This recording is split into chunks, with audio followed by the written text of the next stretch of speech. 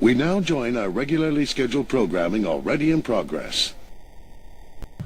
This is a production of entertainment, action, comedy, creativeness, and much more.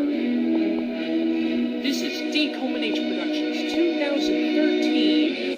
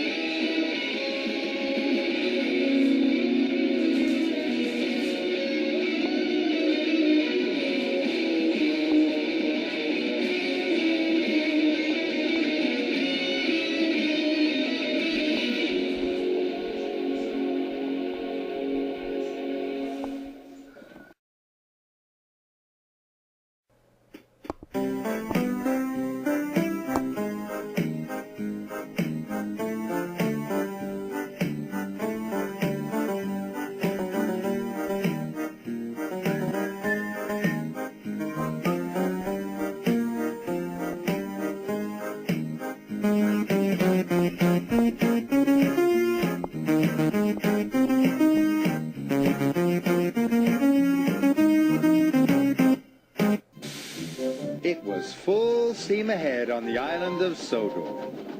All the engines were running on time. They wanted to finish their work quickly because tonight was Halloween.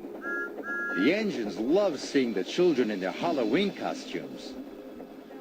And the engines loved to hear tales of ghostly engines and scary steam trains.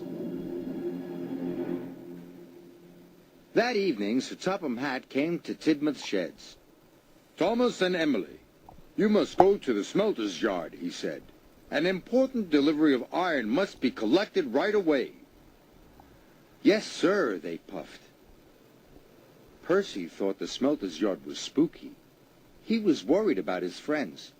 "Look out for ghosts," he whistled nervously. "It is Halloween."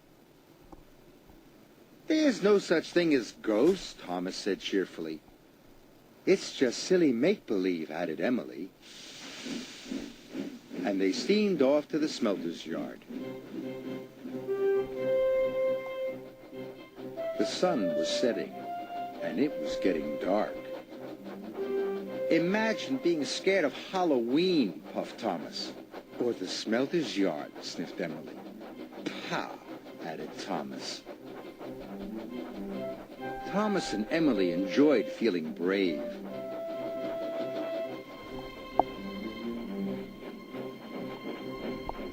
But when they got to the smelter's yard, it was very spooky. "Oh, my," whispered Emily. "Oh, dear," hissed Thomas. They puffed slowly through the piles of jagged steel and twisted scrap. The air grew hotter, and the smoke grew thicker. Harry and Bert were lurking nearby. The two Diesels saw the chance to scare a couple of steamies. When Thomas and Emily rolled by, they moaned and groaned. It sounded spooky. "What was that?" snapped Emily. "You said there was no such thing as ghosts." "Silly make-believe, you said," gasped Thomas. Suddenly a freight car began to shudder and shake. "Cinders and ashes!" cried Thomas. "Help!" wailed Emily. "It's a ghost! Let's get away from here!" They didn't know Harry and Bert had been bumping the flatbed's buffers. The two naughty Diesels were having great fun. Thomas and Emily pulled up to the smelting shed. They gasped at the ghostly shadows and fizzing sparks. Their wheels felt as if they were frozen, but they had to go inside. "I hope the ghost hasn't gone in there," quaked Thomas. "Me too," quivered Emily. and they both rolled slowly into the smelting shed.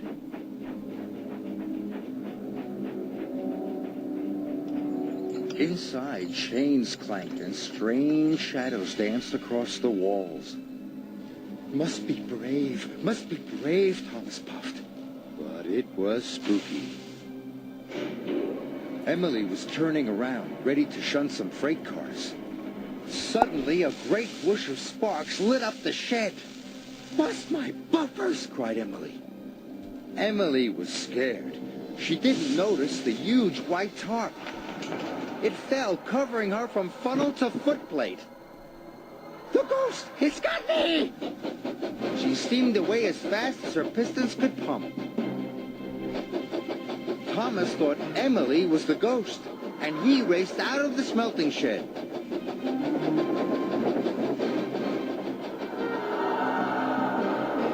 "The ghost is after me!" cried Thomas. Harry and Bert thought Emily was the ghost too, and they raced away. Thomas was right behind them, and Emily was right behind Thomas.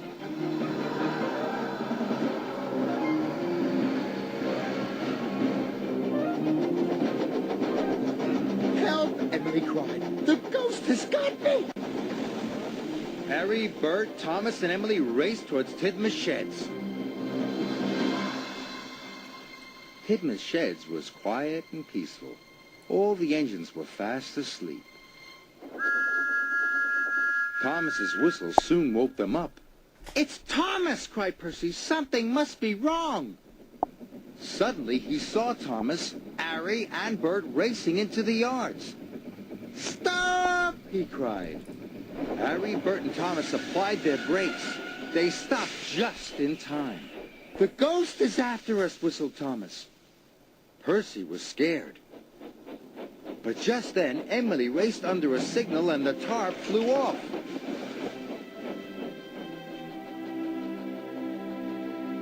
"That's no ghost," said Percy. "That's Emily." The engines didn't feel scared anymore, but they did feel foolish. Sir Topham Hatt arrived wearing his pajamas. "What is all this fuss and bother?" he boomed.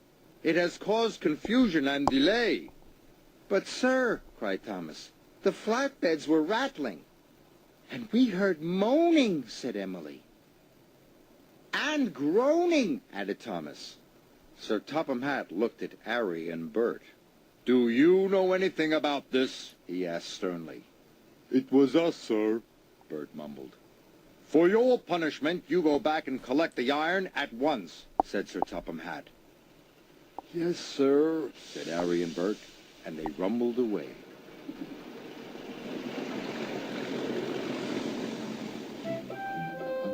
Whenever Thomas and Emily went back to the smelter's yard, they knew there was nothing to be scared of. After all, there is no such thing as ghosts. It was all silly make-believe.